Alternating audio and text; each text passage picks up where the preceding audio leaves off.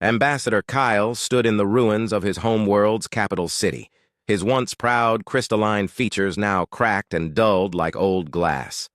The great spires that had reached toward the stars for 2,000 years were broken stumps. The orbital platforms that had been the pride of Xanthari engineering were scattered debris floating in a dead sky. A human ship appeared in orbit above the devastation, its hull bearing scars from battles that the Council could not even imagine. Commander Eun-ji Kim materialized in the diplomatic chamber via hologram projection, her expression as cold and unreadable as the vacuum of space itself. "You wanted to negotiate," she said in a voice that carried no warmth or hope. Kyle fell to his knees, his pride finally shattered beyond repair.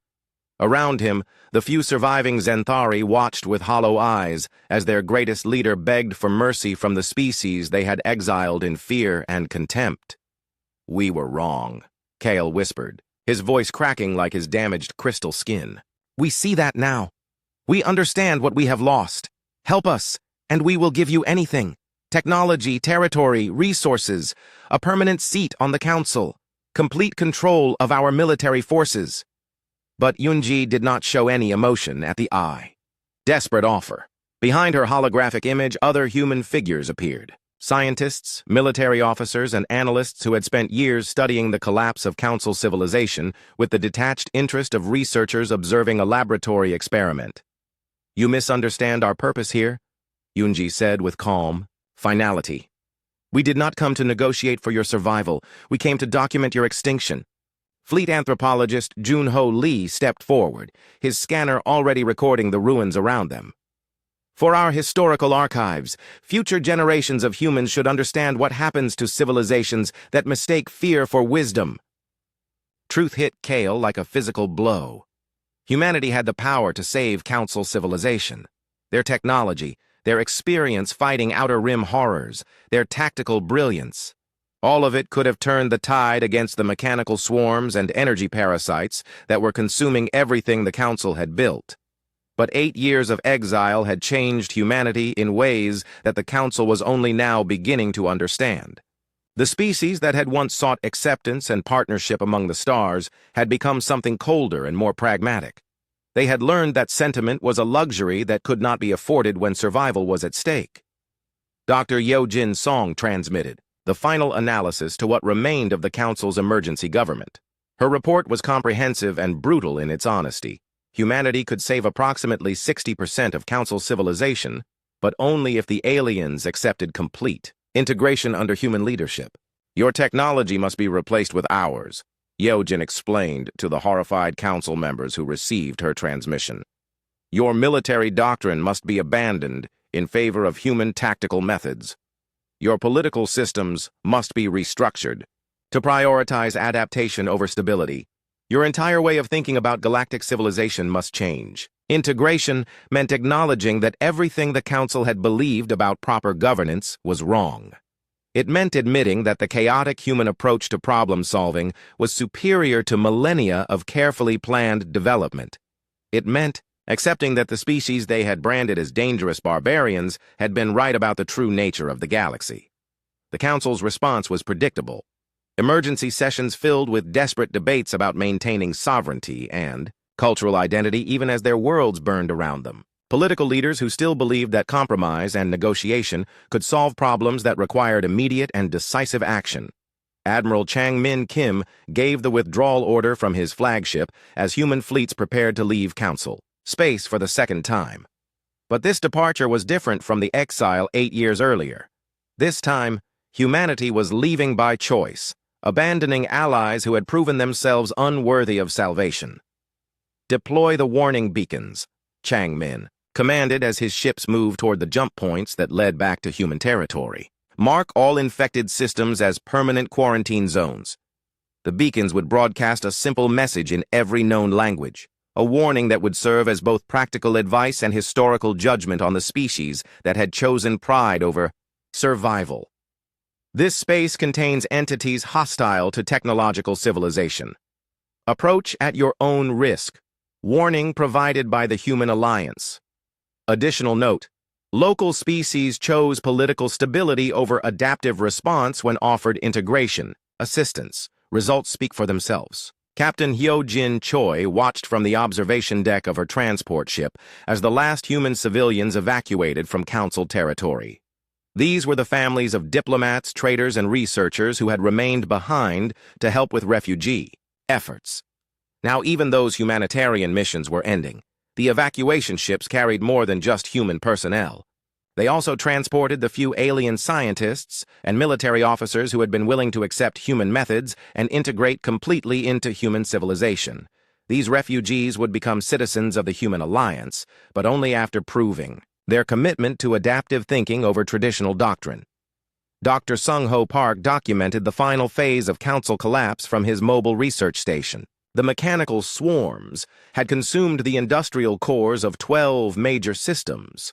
The Void Hunters had drained the energy networks that connected the remaining worlds. The ancient Guardian systems continued their systematic elimination of any technology that exceeded certain complexity thresholds. But the most devastating damage was psychological. Council species that had ruled the galaxy for 1,000 years were discovering that their fundamental assumptions about civilization were wrong.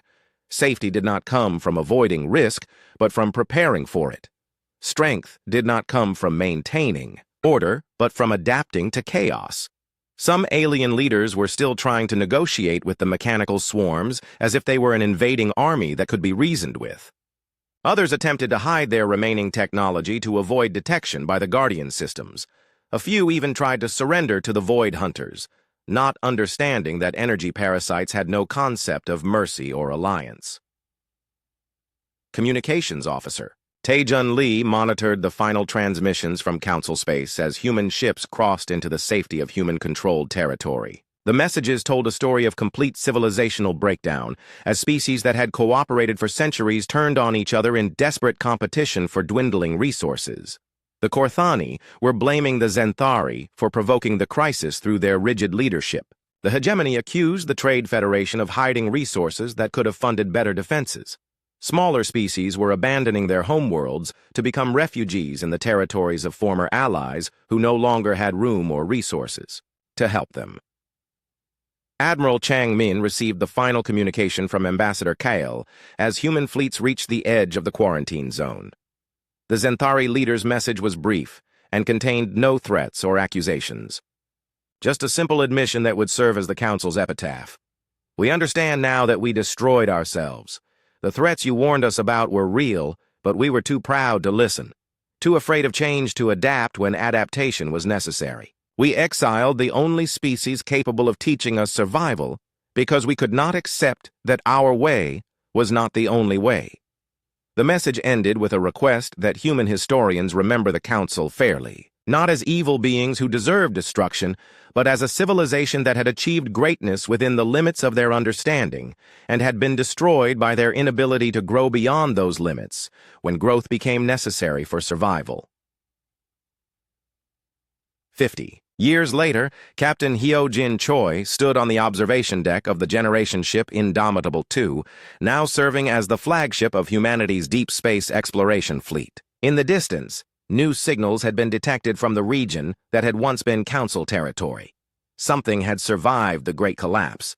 Not the original Council species, but their descendants who had learned from the disaster that had consumed their ancestors.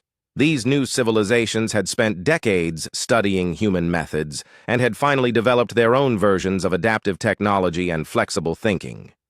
The message they broadcast toward human space was humble and direct. No demands or negotiations, just a simple request that carried the wisdom born from terrible experience. We are the children of those who fell to pride and fear. We have learned the lessons that our ancestors could not accept. We do not ask for charity or protection. We ask only for the chance to prove that we understand the true nature of survival in a dangerous galaxy. We request alliance with humanity as equals who have earned their place through suffering and growth. For the first time in 50 years, human ships changed course toward the inner galaxy, not as conquerors or saviors returning to claim territory, but as teachers ready to share knowledge with students who had proven their readiness to learn. The alliance that formed would be unlike anything the galaxy had seen before. A partnership between species that understood that survival required constant adaptation and that strength came from diversity of thought rather than uniformity of doctrine. Admiral Cho Min-soo watched the Exodus fleet assemble in the void between star systems and tried to count 40 billion lives being loaded onto ships that had never been meant for permanent habitation. The Sanctuary-class vessels stretched for hundreds of kilometers through space like floating cities made of metal and light. Engineer Nam Bo-ra had designed them in secret over the past 50 years, knowing that someday humanity might need to leave everything behind. The black hole drives at their cores could power entire civilizations while creating the gravitational fields needed to maintain artificial gravity and atmosphere for millions of people. Each sanctuary ship carried the population of entire worlds, along with every piece of human knowledge and technology that could be saved. The agricultural ships grew food in vast hydroponic bays that spiraled around their central cores. The manufacturing ships contained the factories and foundries needed to build everything from clothing to starships. The research vessels housed laboratories where human scientists continued their work while traveling between galaxies.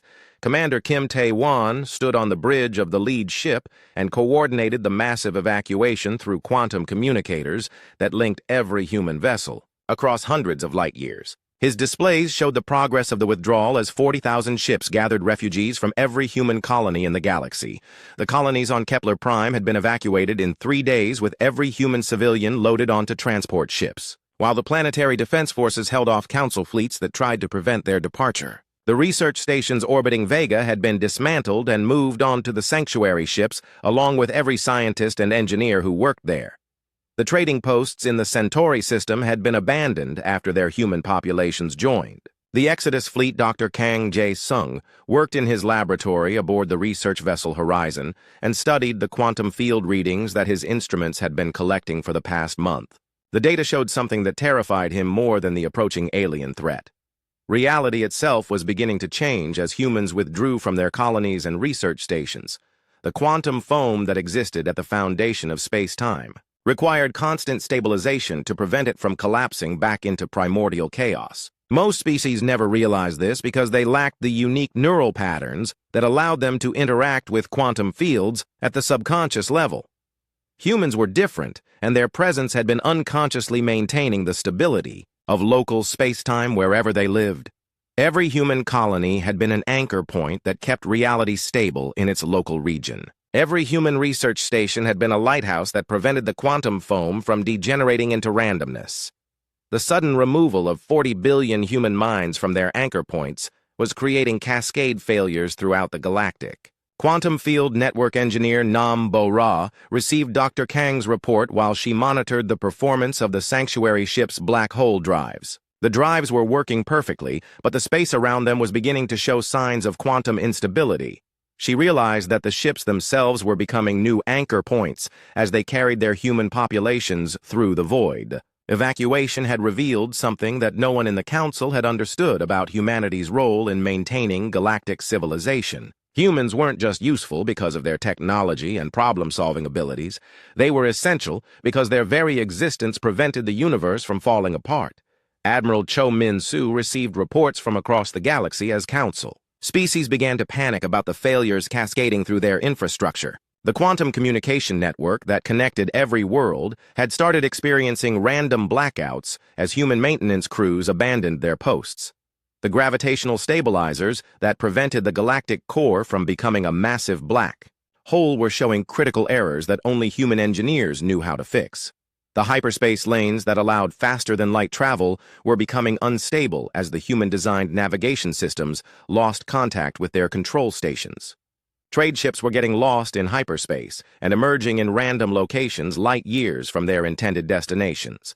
Some ships never emerged at all and were presumed lost in the collapsing dimensional barriers between normal space and hyperspace. The medical systems that kept 12 species alive were failing as human doctors and researchers took their knowledge with them into exile. The Altarian Empire faced extinction within months as their entire population depended on genetic therapies that only human scientists understood. The Crystalline Confederacy watched their people die of radiation poisoning because the treatments required human-developed nanotechnology that no other species could replicate, Dr. Park So-ra monitored Council communications from her station aboard the diplomatic vessel Unity and listened to the desperate messages flooding the quantum networks. Species that had voted for humanity's sacrifice were now begging for human technicians to return and repair their failing systems. The same council members who had called humans expendable were offering massive bribes and territorial concessions. For even basic technical assistance, the Zephyrian Empire sent a formal diplomatic message to the Exodus fleet demanding that humanity honor their obligations to maintain galactic infrastructure. Admiral Cho Min-soo's response was broadcast on all frequencies, so every species in the galaxy could hear it. Humanity has no obligations to species that voted for our extinction. You chose to sacrifice us, and now you will live with the consequences of that choice. Do not contact us again. The Council sent military fleets to intercept the Exodus and force humans to return to their posts, but the sanctuary ships had already reached the galactic edge where Council authority meant nothing. The few alien ships, brave enough to pursue them into the void between galaxies, found themselves facing defensive systems that had been designed by the same human engineers who built their own military technology. The battle was brief and decisive. Human weapons had been upgraded with technologies that the Council had never seen because human scientists had continued advancing while other species relied on knowledge that was millions of years old. The alien ships were disabled without being destroyed and left drifting in the void as warnings to any other Council fleets that might follow. Commander Kim Tae-won established a defensive perimeter around the Exodus fleet using automated weapon platforms that would activate if any non-human ships approached. The platforms used quantum disruption technology that could tear apart the molecular bonds holding alien ships together.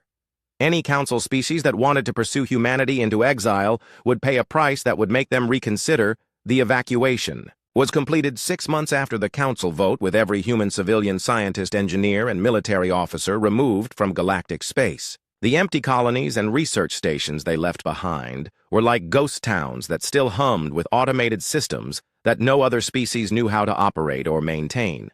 Engineer Nam Bo-ra sent the final status report to Admiral Cho Min-soo as the last transport ships docked with the sanctuary vessels. 40 billion humans were now living in mobile cities that could travel between galaxies while maintaining complete independence from any external authority.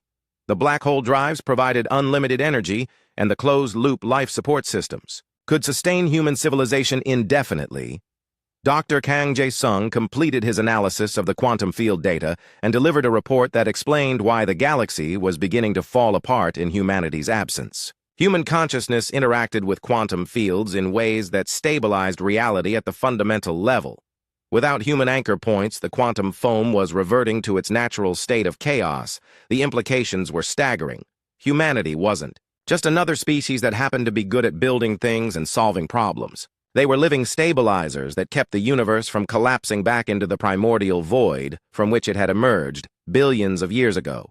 Admiral Cho Min-soo stood on the observation deck of his flagship and watched the Milky Way galaxy, growing smaller in the distance as the Exodus fleet traveled toward empty space between galaxies. Behind them, 40,000 human colonies lay abandoned, and 40 billion people had been forced to leave the only homes they had ever known.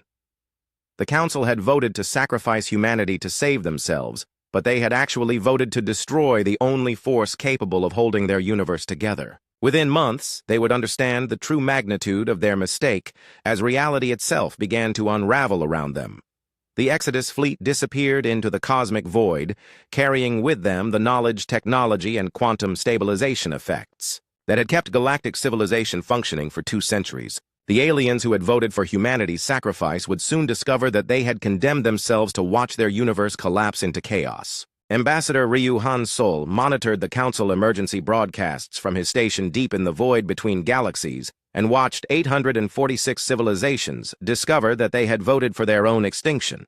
The first signs of universal collapse appeared exactly 6 months after humanity's departure, when the quantum communication network suffered a cascade failure that cut off contact between entire galactic arms. Species that had communicated instantly across thousands of light years suddenly found themselves isolated on their home worlds with no way to coordinate responses to the growing crisis. Captain Seo Jun-ho commanded the Deep Space Monitoring Station, that tracked quantum field fluctuations throughout local spacetime, and his instruments showed readings that should have been impossible. Reality itself was becoming unstable in expanding zones that grew larger every day.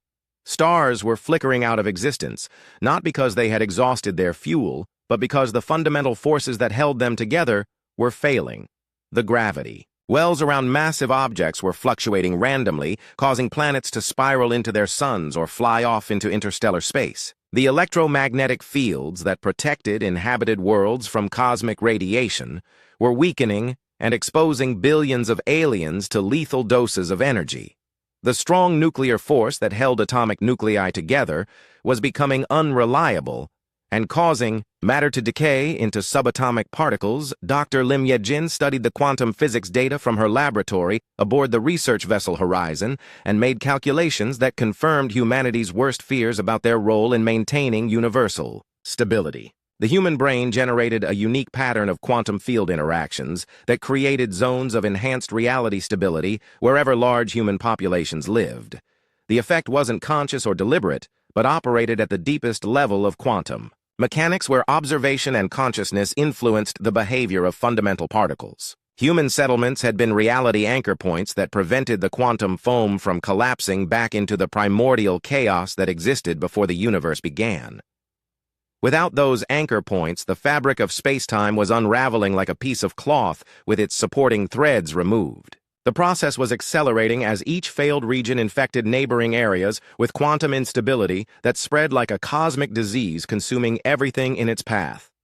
The Zephyrian Empire sent desperate diplomatic messages to the human exodus fleet, begging for emergency assistance as their core worlds experienced reality storms that turned entire continents into landscapes of impossible geometry, where the laws of physics changed randomly from moment to moment. The Altarian Confederacy offered to surrender their entire territory to human control in exchange for even basic technical support, as their populations died from genetic disorders that human-developed treatments could have cured easily. The crystal hierarchies abandoned their pride and transmitted formal apologies for their vote in the council, along with offers to serve humanity as client species if humans would return to stabilize their collapsing stellar nurseries where new stars were failing to form properly. Ambassador Ryu Hansol forwarded the alien messages to the Human Leadership Council, but he already knew what their response would be. The Exodus fleet had traveled too far into intergalactic space to return quickly, even if they wanted to help, and the human population had no desire to save species that had voted for genocide. The monitoring stations detected something new approaching. The galactic edge from the direction of the Andromeda Galaxy, and Captain Seo Jun-ho initially thought it might be the original threat that had triggered the Council's panic. The energy signatures were massive beyond comprehension and moved at speeds that violated everything known about physics and engineering, but when the objects finally became visible through long-range telescopes, they revealed themselves to be something far more terrible than an invasion force. They were refugee fleets carrying the survivors of civilizations that had already experienced universal collapse in their own galaxy. Dr. Lim Ye-jin analyzed the alien ships and found evidence of technologies that had been twisted by exposure to reality storms and quantum instability. The refugees had survived the death of their universe by building vessels that could exist partially outside normal space-time, but they carried traces of quantum decay that threatened to accelerate the collapse already spreading through the Milky Way. The refugee ships transmitted messages in thousands of languages describing the horror they had escaped. Their universe had contained billions of species across countless galaxies, but it had lacked any equivalent to humanity's reality-stabilizing effect. When their version of the quantum foam finally destabilized, the entire cosmic structure had collapsed in less than a century, reducing infinite complexity to empty void. The refugees had spent millions of years traveling between universes, looking for one that remained stable enough to support life. They had found the Milky Way just as its own collapse was beginning, and they realized that this universe was following the same path as their lost home. Captain Seo Jun-ho received priority transmissions from the monitoring networks showing that the reality collapse was accelerating as the refugee ships entered galactic space. Their quantum signatures were resonating with the existing instability and creating feedback loops that spread the decay faster than anyone had predicted. The Council species finally understood the true scope of their mistake, but their realization came too late to change anything. They had sacrificed the only force capable of preventing universal collapse, and now they faced extinction, not just of their civilizations, but of the physical laws that made existence possible. Dr. Lim Ye-jin calculated that the collapse would consume the entire galaxy within 2 years and spread to neighboring galaxies within a few decades. The refugees from Andromeda carried quantum instability that would accelerate the process and doom any universe they entered to the same fate their original home had suffered. The Galactic Council sent a final desperate message to humanity transmitted on every frequency and repeated in every known language. The message was simple and carried the weight of 846 species facing extinction. We were wrong. We condemned you to save ourselves, but we have condemned ourselves instead. Reality is dying because we drove away the only beings capable of maintaining it. Please return and save us all, even though we do not deserve salvation. Ambassador Ryu Han Sol read the message and felt a mixture of satisfaction and sorrow as he realized that justice was being served in the cruelest possible way. The Council species had voted for genocide, and now they would experience extinction themselves as the universe collapsed around them, but the collapse wouldn't stop at the galactic edge, and Dr. Lim Ye-jin's calculations showed that even the intergalactic void, where the human Exodus fleet had taken refuge, would eventually be consumed by the spreading quantum decay. Humanity had escaped the immediate effects of universal collapse, but they couldn't escape forever. The Human Leadership Council faced an impossible choice between justice and survival.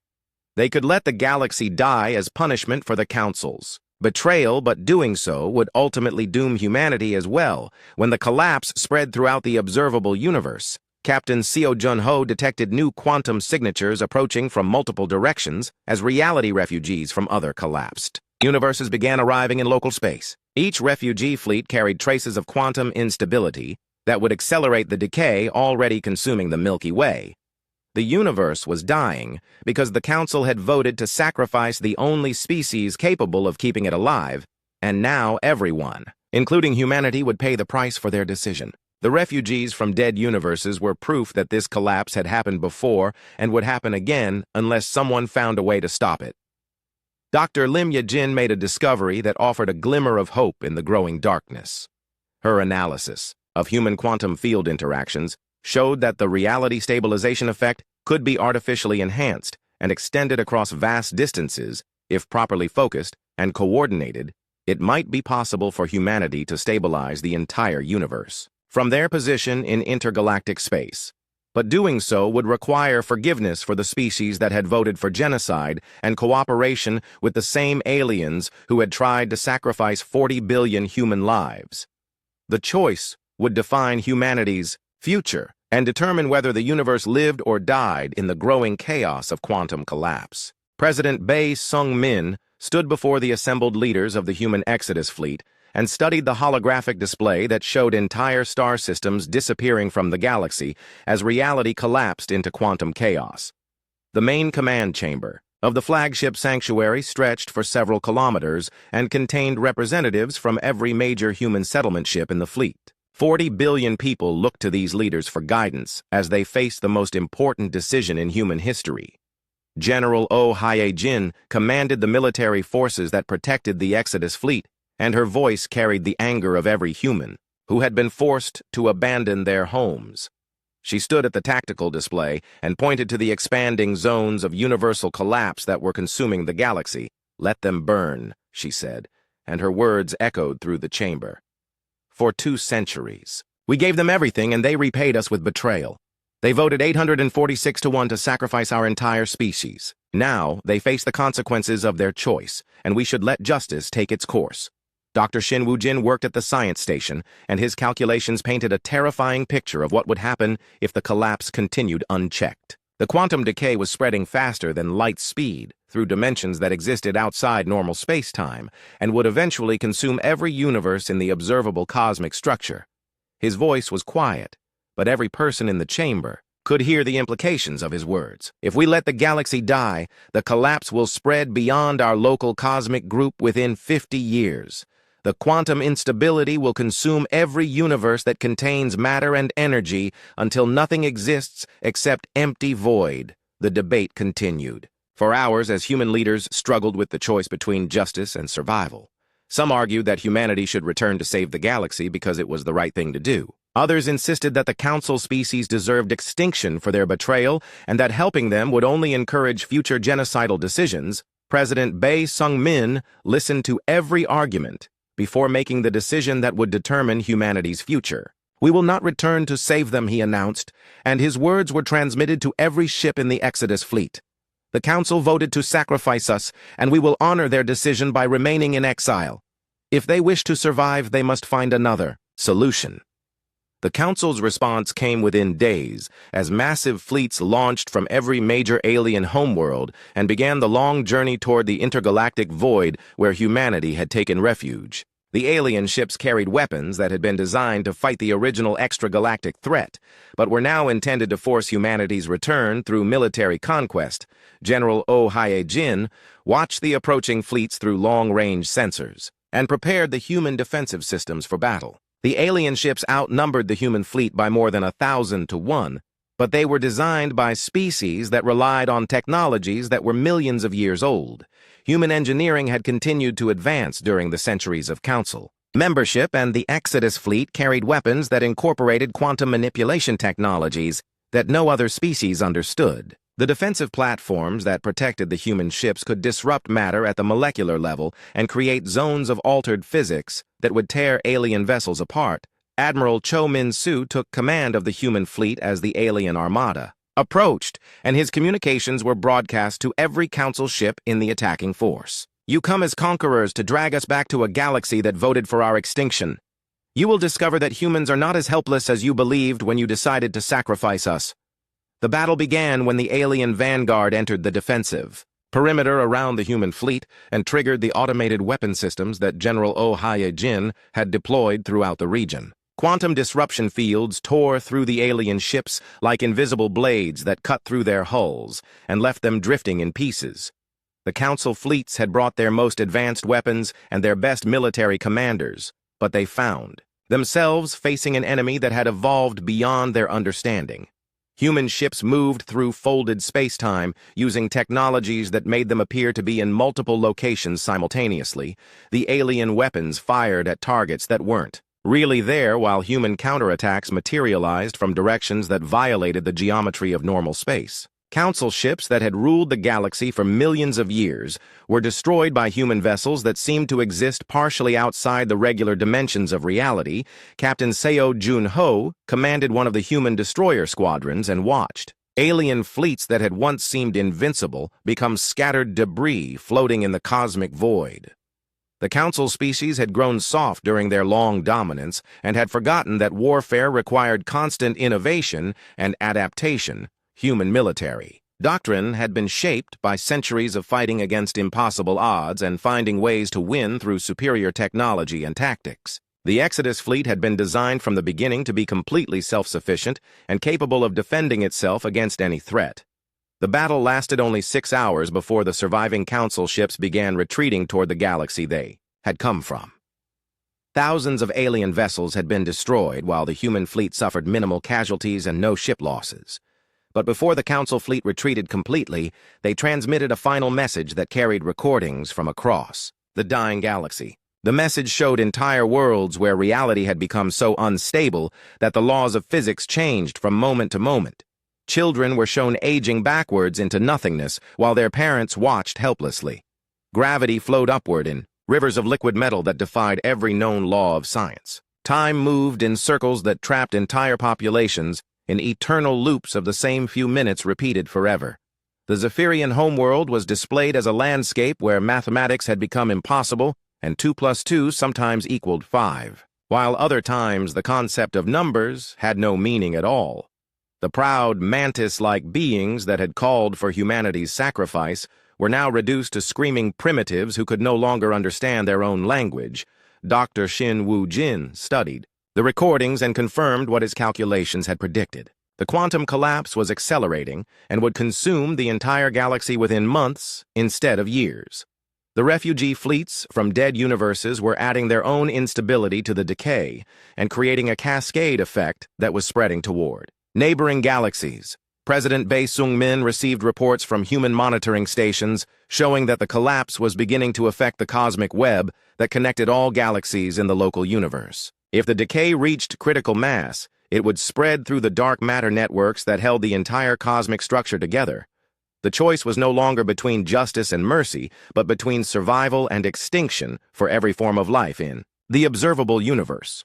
Humanity could continue to let the galaxy die as punishment for the Council's betrayal, but doing so would ultimately doom humanity itself along with trillions of innocent beings who had played no role in the original. Decision General Oh Hyojin still argued for letting the collapse continue regardless of the consequences. They made their choice when they voted to sacrifice us, she insisted. If the universe dies because of their decision, then that is the price of their betrayal. But Dr. Shin Woo-jin's latest calculations showed that humanity had perhaps weeks before. The collapse became irreversible even with their intervention. The quantum decay was feeding on itself and growing stronger with every system it consumed. President Bae Sung-min faced the hardest decision any human leader had ever confronted. Return to save a galaxy that had voted for genocide or watch the universe die as justice for humanity's betrayal. The weight of 40 billion human lives and countless alien civilizations rested on his choice. President Bae Sung-min stood on the command bridge of the flagship sanctuary as the human Exodus fleet emerged from intergalactic space and approached the dying galaxy that had once been their home. The Milky Way looked like a cosmic wound bleeding. Light and matter into the void as reality storms consumed entire spiral arms and reduced billions of years of stellar evolution to quantum foam. Whole sections of the galaxy had simply vanished, leaving empty spaces where star systems had existed just months before. The fleet approached the Galactic Council station, Harmony's Edge, which still orbited the galactic core, but now drifted through space that flickered between existence and nothingness as the fundamental forces of physics failed randomly. The massive structure that had once housed 846 species was now a twisted ruin, where geometry had become impossible. Dr. Lim Ye-jin worked frantically at her instruments as the human ships entered the outer edge of the galactic disk and began deploying the reality stabilization arrays that she had designed during the journey home. The arrays used focused quantum field generators to create zones of enhanced stability that could halt the spread of cosmic decay. But the process required precise coordination between thousands of human settlements spread throughout the galaxy, and any mistake could accelerate the collapse instead of stopping it. Each human population center would become a reality anchor point that prevented local space-time from degenerating into chaos. Admiral Cho Min-soo commanded the deployment operation as human ships spread throughout the galaxy and established new colonies in the ruins of alien civilizations. The colonists were volunteers who understood that they might never be able to leave their posts. Without triggering another collapse engineer, Nam Bo-ra supervised the construction of the anchor stations that would house human populations and project quantum stability fields across vast regions of space. The stations were built around artificial black holes that provided unlimited energy while creating the gravitational effects needed to stabilize local reality. The surviving council species watched the human deployment with mixtures of hope and terror as they realized that their former victims had returned not as saviors, but as conquerors. President Bae Sung-min transmitted his message to every alien world that still existed in the dying galaxy. 846 to 1, you voted to sacrifice humanity to save yourselves. You discovered that sacrificing us doomed you instead. We return now not to forgive your betrayal, but to prevent the collapse from spreading beyond this galaxy. The terms of humanity's return were absolute and non-negotiable.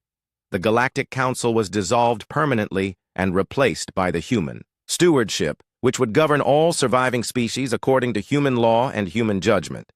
The species that had voted for humanity's sacrifice would face permanent restrictions on their technology, population growth, and territorial expansion. They would serve as client states under direct human supervision with no voice in their own governance. The few species that had abstained from the original vote or had argued against the sacrifice protocol would be granted limited autonomy under human oversight, but would never again be considered equals to humanity. Captain Lee Dae-ho, who had delivered humanity's withdrawal from the Council, now stood before the assembled alien survivors and announced the new order that would govern the galaxy. You called us expendable and voted to send us to our deaths. You will now spend the rest of your existence proving your value to the species you tried to destroy. The reality stabilization process required human populations to be permanently stationed throughout the galaxy at carefully calculated intervals. Each anchor point needed at least 10 million humans to generate sufficient quantum field effects to maintain local stability. Dr. Park Sora led the teams that established new human settlements on worlds that had been abandoned by their alien populations during the collapse. The humans brought advanced terraforming technology that could restore habitability to planets that had been damaged by reality storms. The work was dangerous because the quantum fields around each anchor point had to be calibrated precisely to avoid creating resonance effects that could destabilize neighboring regions. Human technicians worked in environments where the laws of physics changed unpredictably and safety equipment designed for normal space might fail without warning. But gradually, the collapse began to slow as human anchor points spread throughout the galaxy and created a network of stability that prevented further quantum decay. The reality storms that had consumed entire star systems were contained within shrinking zones that could be isolated and eventually healed. The refugee fleets from dead universes were guided to uninhabited regions where human engineers built special containment facilities that prevented their quantum instability from infecting the restored areas. The aliens from collapsed universes became research subjects for human scientists studying the mechanics of universal death. General Oh Haye-jin established the enforcement mechanisms that would ensure alien compliance with human authority. Any species that violated the terms of the stewardship would lose access to the quantum stabilization that kept their worlds habitable. The message was clear and simple. Humanity would maintain the systems that kept the universe alive, but they would do so as permanent rulers rather than willing servants. The galaxy would survive, but only under conditions that ensured human supremacy for all future time. Dr. Shin Woo-jin completed his analysis of the stabilization network and confirmed that the collapse had been halted permanently. The quantum field generators were operating at optimal efficiency and could maintain galactic stability indefinitely as long as human populations remained at their anchor points. But the price of that stability was humanity's transformation from a single species into a cosmic force that existed everywhere and controlled everything. Humans could never again be just another member of a galactic community because they had become the foundation upon which that community rested. President Bae Sung-min established the capital of the human stewardship on a new station built at the galactic core, where the quantum effects were strongest. From that position, humanity could monitor and control every aspect of galactic civilization while ensuring that no species could ever again threaten human interests. The alien species that had once ruled the galaxy were reduced to client states that existed at human sufferance. Their populations were limited to prevent them from becoming threats. Their technology was restricted to levels that humans considered safe. Their expansion was controlled to ensure that they never again became powerful enough to challenge human authority. Captain Seo Jun-ho commanded the monitoring networks that watched for signs of quantum instability or alien rebellion. The systems could detect any threat to human dominance and respond with overwhelming force before it became dangerous. The galaxy was saved, but at the cost of freedom for every non-human species. They had voted to sacrifice humanity, and now they lived as subjects under the rule of the beings they had tried to destroy. 20 years later, Park Min-ho stood on the observation deck of the Central Command Station and watched new stars being born in regions where the quantum foam had been restored to stable configurations. He was the grandson of Dr. Park Sora and had inherited her scientific curiosity along with the burden of maintaining universal stability. The galaxy was peaceful and prosperous under human rule, but it was a peace enforced by absolute power and prosperity that existed only at human discretion. The alien species that survived had learned to be grateful for their continued existence rather than resentful of their subjugation. Humanity had saved the universe, but in doing so, they had become something beyond mortal. They were the living pillars that held reality together and the eternal guardians who ensured that the mistakes of the past could never be repeated. The Council had voted 846 to 1 to sacrifice humanity, and in return, humanity had transformed 846 species into eternal subjects whose survival depended on human mercy. Justice had been served, and the universe had been saved. But the cost of both had been the innocence of the species that once believed cooperation was possible, between equals. Now there was only hierarchy with humanity at the top and everyone else grateful to exist at all.